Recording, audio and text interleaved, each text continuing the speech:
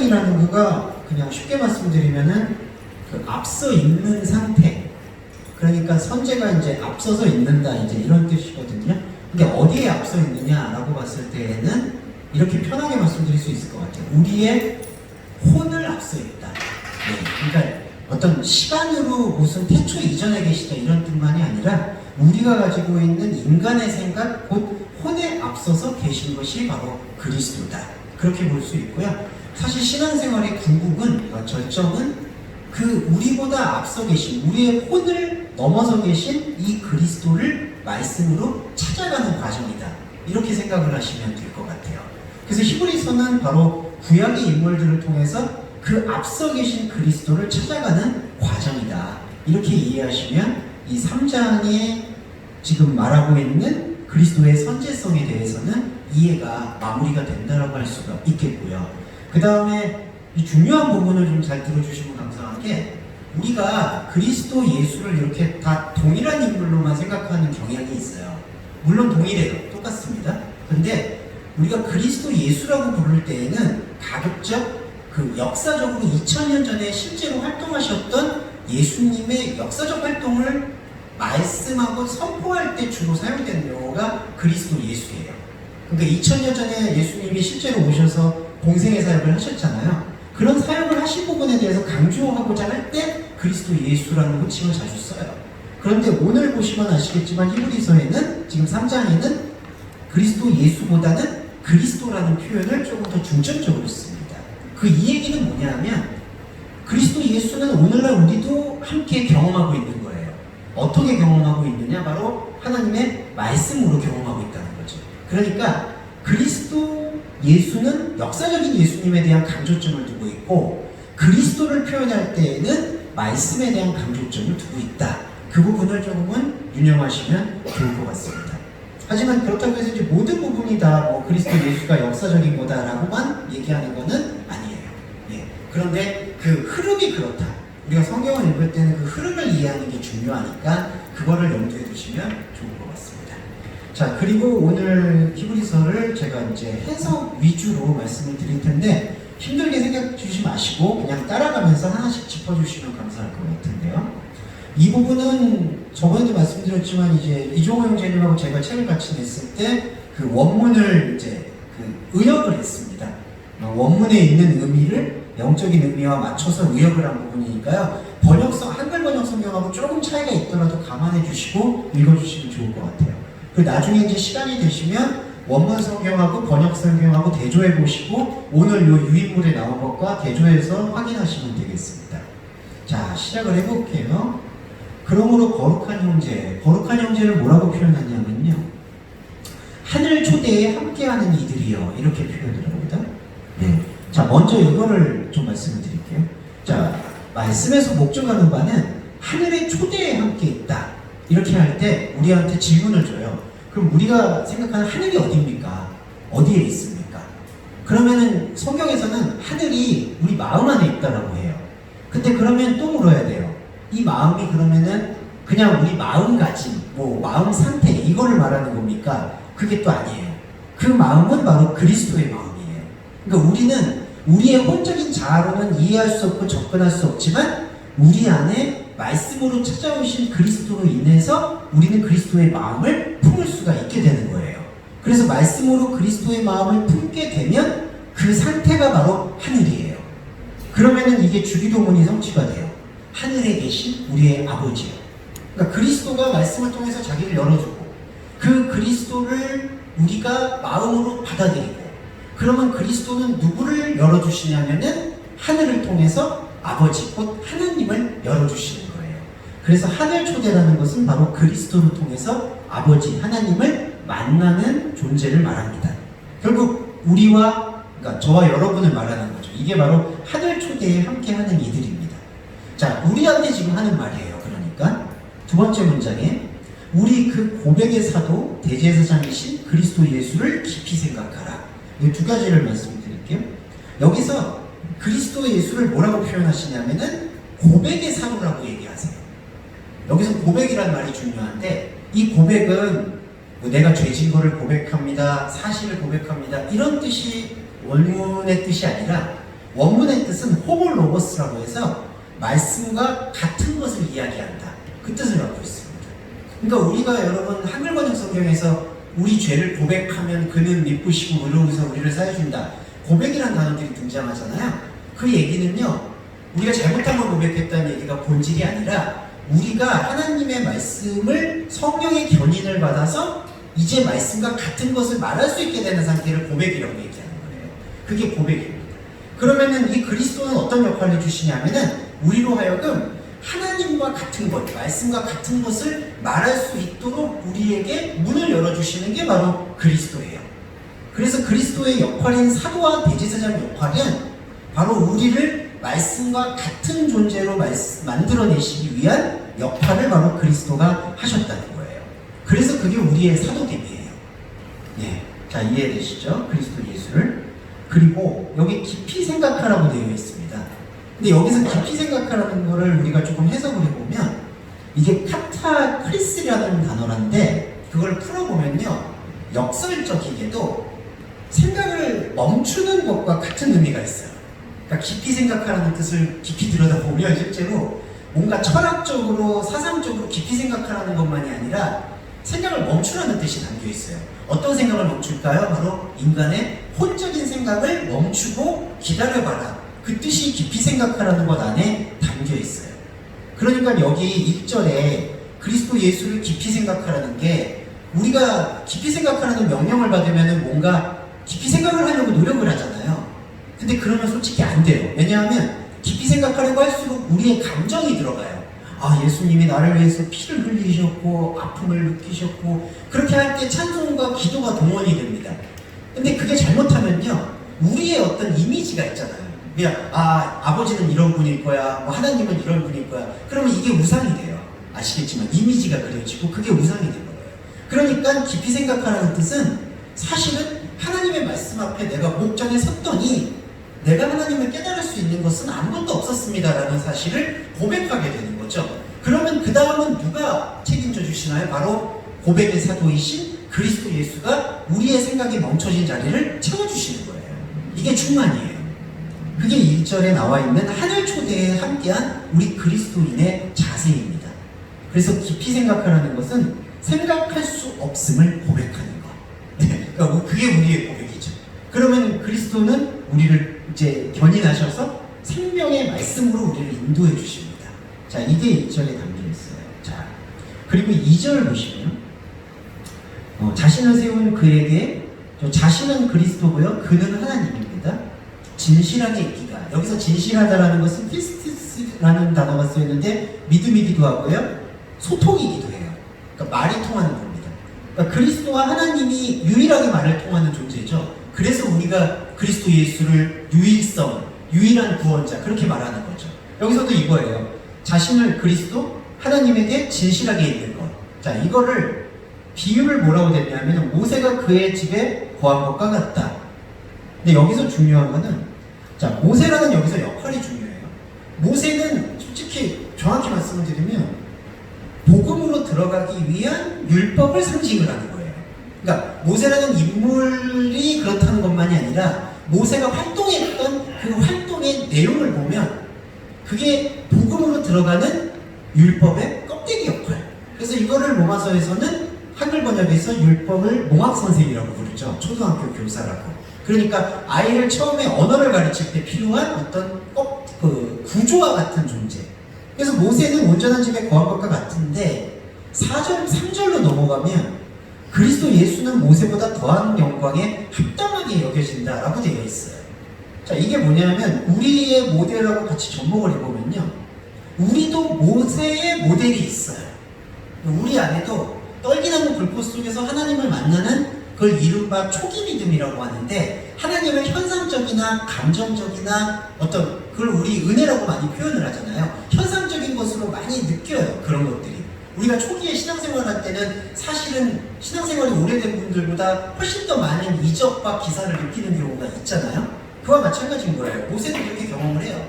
그런데 모세가 보면 아시겠지만 출애굽을 경험하고 백성들과 함께 있고 하나님과 산에서 하나님을 만나면서부터 그 초기에 믿었던 자기의 혼적인 현상에서 나왔던 생각들을 껍질을 깨기 시작하는 과정이 나타나요.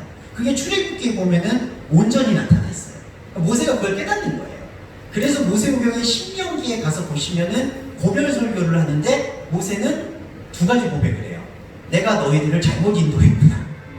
그리고 또 하나, 지금이라도 돌이켜서 어디든 가나안임을 선포해라. 이제 이 뜻이 있어요. 신명기에 보시면. 그와 마찬가지로 모세는 그러니까 한마디로 우리를 생명으로 인도해주는 하나의 견인체 역할을 하는 거예요. 우리도 마찬가지로.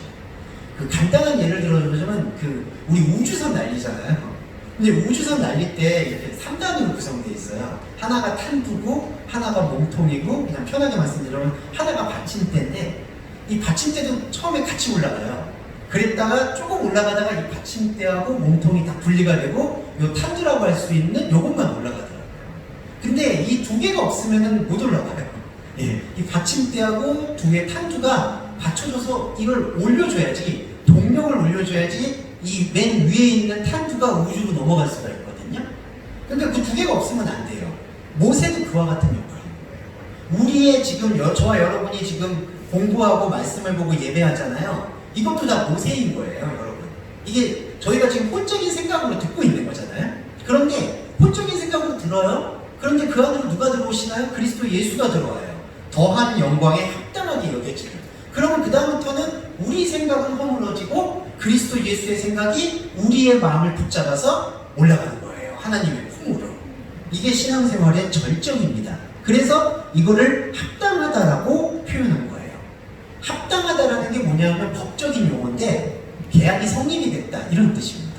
그러니까 여러분도 뭐 최근에 집을 구입하시는 분도 있고 뭐 소유를 사는 것도 있고, 근데 그게 계약서라는 게 있어야 되잖아요. 네. 그 계약서가 서로 간인도 찍고 날인도 찍었을 때 효력을 발휘하잖아요. 그와 마찬가지로 합당하다는 거는 이게 법적으로, 언약으로, 약속으로 정확하게 체결이 됐다. 이거를 지금 설명한 거예요.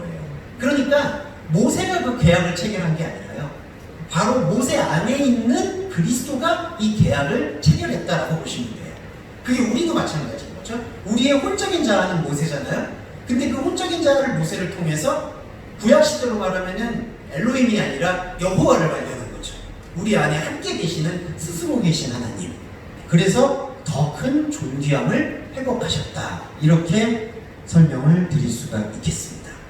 자, 이게 1절에서부터 3절까지의 하나의 스토리를 보시면 될 것 같고요.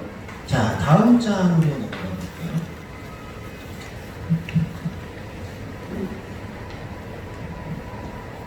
네. 모든 집은 누군가에 의하여 지어진다. 그런데 만물을 지으시는 하나님이시다. 자, 요거 차이가 있습니다. 모든 집과 만물이 차이가 있는데 해석을 드리면, 모든 집은 믿는 사람이든 안 믿는 사람이든 누구 모두가 주어져 있는 그 피조물의 상태예요.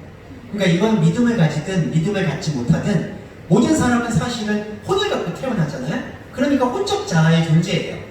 혼적 자아의 존재는 모든 집이에요. 근데 이 모든 집은 누군가, 요거 부정 대명사라고 하나님이라는 이름을 안 붙여요. 그래서 누군가에 의해서 지어진다. 그러니까 이렇게 예를 들어볼게요. 하나님과 소통이 없는 사람은 자기가 그저 살아가잖아요. 그러니까 살아가니까 자기가 무언가에 의해서 피조됐다라는 것, 지어졌다라는 것을 인식하는 거예요. 여러분, 살아있다라는 것 자체가 그걸 인식하고 고백하는 행위예요. 내가 창조받았고 어떤 것에 의해서 살아가고 있어. 그게 바로 모든 집이에요. 그런데 그 모든 집은 하나님의 실체를 모르는 거예요. 그러니까 자신을 창조했는데, 누군가에 의해서 창조했는데 그 누군가를 여전히 누군가로만 알고 있는 거예요. 그런데 만물은 달라요. 이 신약성경에서 만물이라는 단어를 쓸 때에는 생명을 깨달은 사람들, 말씀을 깨우친 사람들, 그리스도인을 주로 얘기를 합니다. 그래서 사도 바울의 에베소서나 거기를 보시면, 제가 이렇게 장절이 약한데 장절을 전혀 모르겠어요. 제가 어디 가서 훈련이라도 좀 받아야 될 것 같아요. 기독교 방송 보면 어떤 목사님은 막 실판에다가 장절을 다 외워서 적으세요. 예. 제가 별로 부러워하지는 않는데 이럴 때 좀 부러워요. 그 바울이 이런 얘기 하잖아요. 만물 안에 만물을 지으신 하나님은 평안이시다. 이런 표현이 있거든요. 한글번역은 좀 다를 수 있는데 그렇게 썼어요. 그러면 여러분, 만물 안에 있는 만물이 뭘까요? 앞에 말하는 만물은 요 모든 집, 그냥 인간에게 창조된 것, 주어진 것. 그 다음에 만물 중에 있는 만물이 뭘까요? 바로 그리스도인이에요, 이거를. 그래서 여기 보세요. 모든 집은 누군가에 의해서 지어진다. 지어졌다는 건 아는데 그게 누구인지는 모르는. 그런데 만물을 지으신 이는 하나님이시다. 이 만물이 바로 그리스도인이에요. 근데 여러분, 이 만물이 그리스도인이 되려면은 놓치지 말아야 되는 거는 우리 안에 그리스도가 흘러야 돼요. 그리스도가 흘러야 된다는 뜻이 바로 말씀이 흘러야 돼요. 소통이 돼야 돼요. 그게 만물이에요. 그러니까 우리가 만약에 그리스도가 흐르지도 않는데 그냥 종교적인 껍데기를 입어서 나는 그리스도가 흐르는 것 같아, 이렇게 얘기하면은 그 흐르는 것 같아요 라고 말하는 사람이 고백한 하나님은 여기 말하는 누군가에 지나지 않는 거예요. 이렇게 되면은 여러분, 말씀 중에 이런 게 있어요. 나는 너를 모르겠다라고 고백을 하는 하나님의 표현이 나오잖아요. 이게 바로 이런 거예요. 우리가 알지 못하는 신에게 계속해서 얘기를 한 거예요. 그러니까 이름이나 마음은, 그러니까 이름이나 생각이나 이런 건 그리스도 예수를 불렀다 하더라도 그게 우리 안에 있는 우상숭배의 껍데기를 말씀으로 철저히 관절과 골수를 완전히 분리시키지 않는 이상은 그거는 하나님에게는 관계없는 누군가에게 드리는 제사고, 그 누군가에게 드리는 제사는 결국 십계명에서의 나 외에 다른 신을 섬기지 말라는 계명을 본질적으로 어길 수밖에 없는 거예요. 자, 이게 이해가 되시죠? 이 두 문장은 바로 히브리서의 한 신앙 고백의 절정 같은 거예요. 모든 집은 누군가에 의해서 지어진다. 그러나 만물을 지으신 이는 하나님이시다. 자, 그리고 5절에서 모세를 다시 설명해요. 장차 선포하게 될 증거를 위하여 하나님의 온전한 집에서 사역자처럼 진실했다. 자, 여기서 진실은 했는데 사역자라고 표현하는 게 중요해요. 우리는 사역자라는 표현을 좋은 의미로 사용하는데 중립적인 의미로 보셔야 돼요. 사실 제가 지금 전달도 하고 있지만 여기서 전달하고 있는 사람은 사실 아무것도 아닌 거예요, 이게. 저 역시도 여기서 전달의 역할이 끝나면 저와 여러분은 한마디로 그냥 그리스도인이에요. 거기에는 어떤 직함도 있어서는 안 되고 어떤 높낮이도 있어서는 안 되는 거예요. 모세의 역할이 바로 그거예요. 모세가 통로예요. 그러니까 히브리서에서 지금 1장 2절에서 자꾸 천사 얘기했었잖아요. 그 천사도 바로 하나님의 품으로 우리를 인도해주는 말씀의 통로라는 걸 설명을 드렸죠. 여기도 마찬가지인 거예요. 모세도 모세의 율법이나 모세의 계명을 말하는 것도 우리를 하나님의 생명으로 인도해주는 하나의 통로, 말씀 통로라고 보시면 돼요. 그러면 여기 5절에 보시면 모세가 장차 선포하게 될 증거가 나오잖아요. 이 증거가 바로 그리스도예요. 네. 그러니까 지금 3장은 계속 그리스도에 대한 얘기를 하고 있는 겁니다. 그러니까 모세는 장차 선포하게 될 증거를 말하는 거예요. 근데 여기서 약간 차이가 있죠. 자, 우리가 모세가 했던 말과 쓴 글이 뭘까요? 모세 오경이잖아요. 자, 모세 오경은 어떤 거냐면 장차 선포할 증거예요. 그럼 그 얘기는 모세 오경 자체가, 그러니까 모세 오경에 쓰여 있는 그 문자의 의미 자체가 증거가 아니라 그 문자는 장차 오고 있는 그리스도를 증거해 준다는 거예요. 그럼 어떤 게 필요할까요? 모세 오경 안에 담겨 있는 하나님 본질의 뜻을 길어 올리는 게 필요해요. 그게 그리스도인의 의무예요. 생명 의무, 거룩한 의무. 그러니까 저와 여러분이 예배를 드리는 목적을 분명히 알아주시면 좋은 게, 찬양도 좋고 기도도 좋고 다 좋죠. 당연히 저는 영적 효과가 있다고 생각을 하는데 그 효과가 있는 다음에 중심이 제일 중요하다는 거예요. 우리가 뭘 이해를 해야 되느냐? 바로 이 거룩한 의무, 그 증거이신 하나님의 깊은 뜻을 계속 알아가고자 이 말씀에서 우리가 가지고 있는 그 관념과 고정관념과 생각들을 깨내야 되는 거예요. 말씀은 그 역할을 하고 있는 거예요. 네.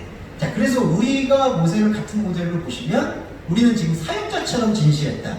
그러니까 실체로 진실했다는 얘기가 아니라 통로로서 모세가 진실했다는 얘기예요. 자, 그러면 우리가 어떻게 해야 될까요? 그 모세라는 통로를 우리도 갖고 있죠. 그 갖고 있는 통로를 가지고 하나님의 말씀을 대면하고 있죠. 그러면 이제는 누구를 봐야 되느냐면은 결론이지만 중요한 건 그리스도예요. 그러니까 우리가 모세의 자아, 혼적인 자아를 가지고 하나님의 실체 말씀을 대하면 그 실체가 누구인지에 주목을 해야 되는 게 바로 6절의 그리스도예요. 그러나 그리스도는 하나님의 그 집을 붙잡는 아들로 존재한다. 자, 집을 붙잡는 아들이라는 게 어떤 뜻이냐면요, 이것도 해석을 드릴게요. 집을 집답게 만든다는 뜻이에요. 집을 붙잡는다는 건요, 그 집을 집으로서의 쓰임새가 있게 만든다는 거예요. 자, 집은 우리한테 모두 주어졌어요. 혼적인 자아를 집이라고 얘기합니다. 우리의 집. 이거를 바울은 질그릇이라고도 표현을 해요. 집을 가져요. 근데 이 집이 하나님에게 생명으로 발견되고 하나님이 내 안에 거하고 내가 하나님 안에 거하는 그러한 서로 간의 왕래, 오버갈 수 있는 집이 되려면 이 집을 집답게 해주는 생명력이 중요해요. 그 생명력, 능력이 뭐냐면은 바로 그리스도 예수의 말씀이라는 거예요. 그래서 이 히브리서 안에 담겨있죠. 하나님의 말씀은 살았고 운동력이 있다.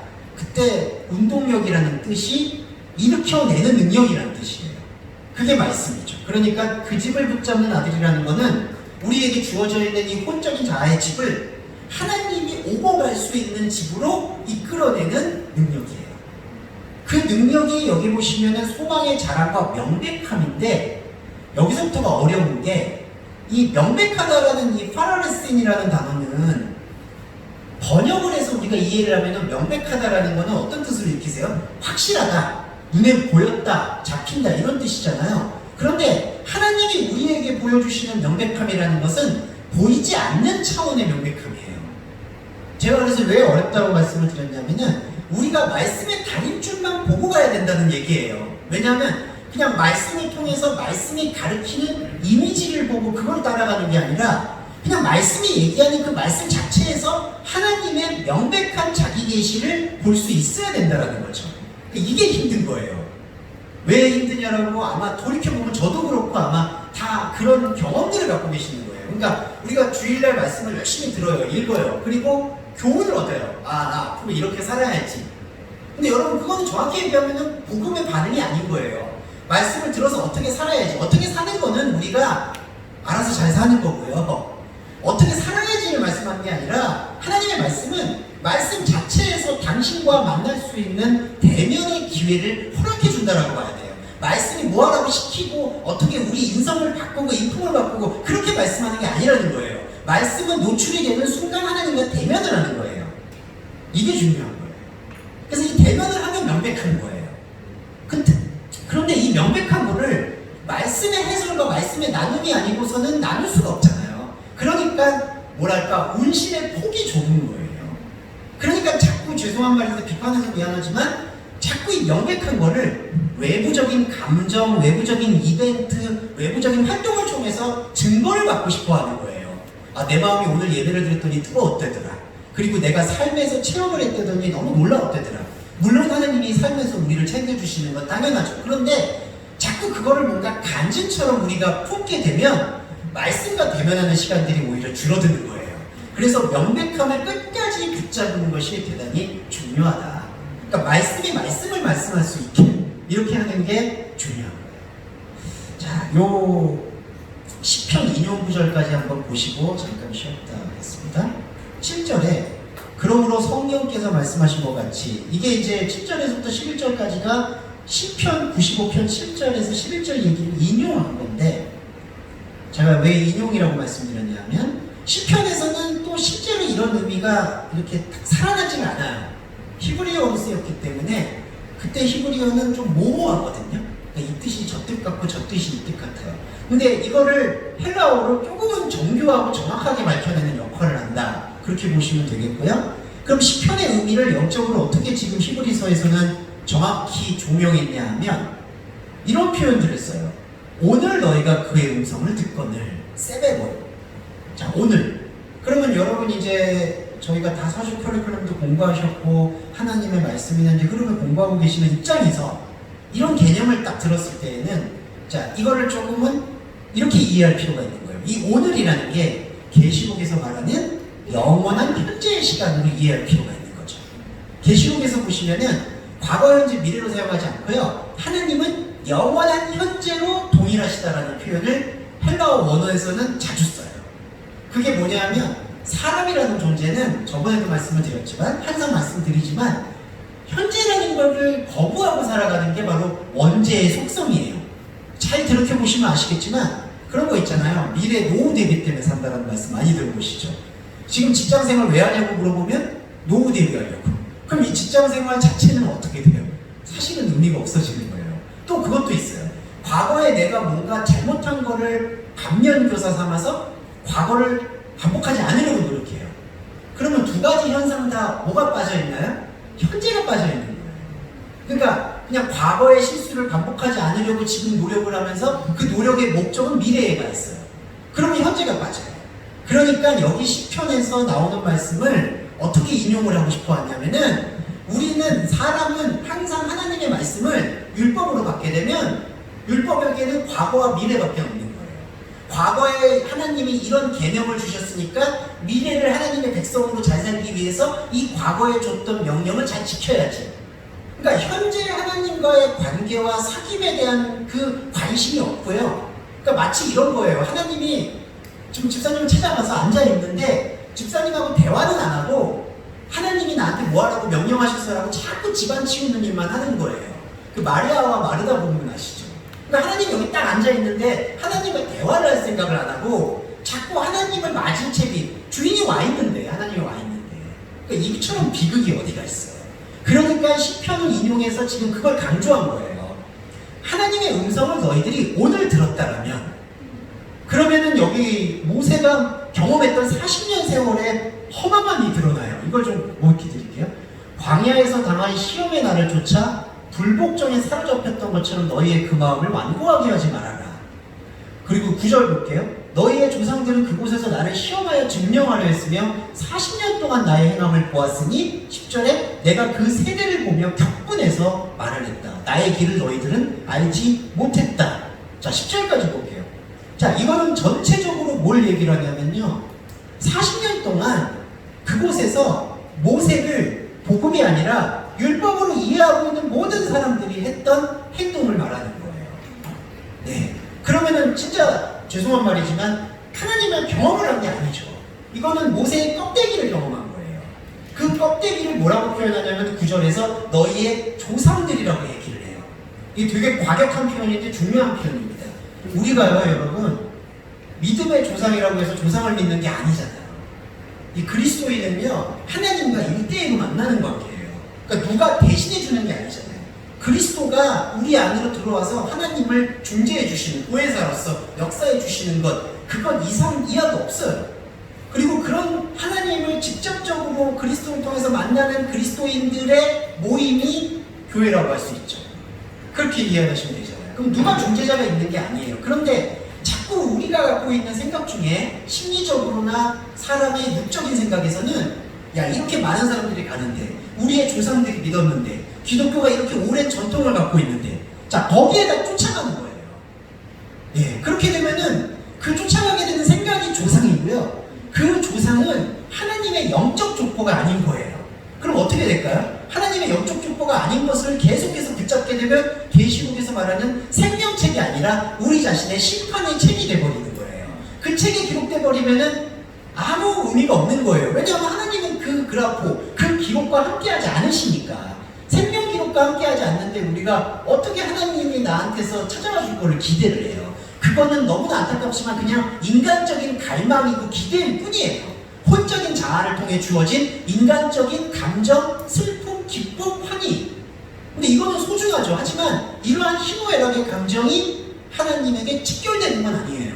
이러한 희노애락의 감정을 자양분 삼아서 하나님의 말씀을 다이렉트로, 직접적으로 느낄 수 있도록 노력을 해야 된다는 거죠. 그러기 위해서는 이 조상을 끊어내야 되는 거예요. 여러분, 마태복음과 누가복음에서 말하는 그 조상을 다루는 기법이 되게 불경스러운 거 아시죠? 마태복음에서는 위에서부터 아래로 내려오잖아요. 근데 누가복음은 의도적으로 아래에서부터 위로 올라가요. 이거는 조상을, 리버스, 조상을 아예 딜레이트, 삭제하겠다는 의미예요. 그러니까 족보를 아래에서부터 위로 쓴다라는 건요, 여러분, 상당히 불경스러운 표현이에요. 예, 항상 윗대서부터 선조를 내려오는 걸 강조하거든요. 그리고 마태복음 하나만 더 말씀드리면 마태복음에서 다윗의 아내 우리아 같은 얘기를 왜 써야 돼요? 그거 쓰면 안 되는 거예요. 원래 진짜 조상들을 위한다면 거기 보면은 다른 인종도 나오고, 죄송합니다, 기생도 나오고, 전혀 이스라엘 전통으로 봤을 때에는 어울리지 않는 사람들도 다 적어놨어요. 그 의도가 뭘까요? 그리스도의 족보는 육적인 족보가 아니라 영적인 족보다. 그러면 우리는 이 조상의 교훈을 본받는 게 모세오경이 아니라 그 조상들이 잘못했던 것을 오히려 돌아봄으로써 하나님과 직접적으로 복음으로 만나는 게 중요하다는 거죠. 네. 그 복음으로 만나지 않으면요, 이것만 말씀드리고 쉬었다 할게요. 복음으로 만나지 않으면 9절에 보시면 40년 동안 나의 행함을 보았다고 얘기하잖아요. 이때 나가 하나님이래요. 하나님이 40년 동안 낮에는 구름 기둥, 밤에는 불 기둥으로 자신의 기적을 보여줬어요. 자, 기적을 봤죠? 근데 기적을 봤는데도 지금 보세요. 불복종이라고 지금 표현하잖아요. 그러면 이게 뭘까요? 우리 그리스도인의 신앙생활에도요, 교회에도 기적은 일어나죠.